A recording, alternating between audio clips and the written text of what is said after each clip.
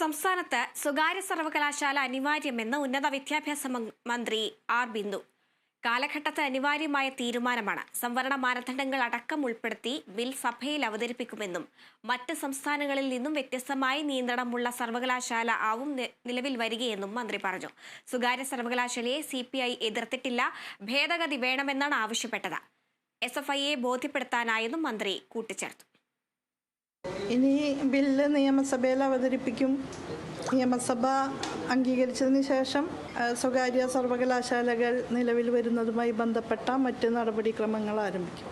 സ്വകാര്യ സർവകലാശാലകൾ കേരളത്തിൽ ആരംഭിക്കുമ്പോൾ വളരെ കൃത്യമായ സാമൂഹ്യ നിയന്ത്രണങ്ങൾ ഉറപ്പാക്കിക്കൊണ്ടാണ് നമ്മൾ ആ ബില്ല് തയ്യാറാക്കിയിട്ടുള്ളത്.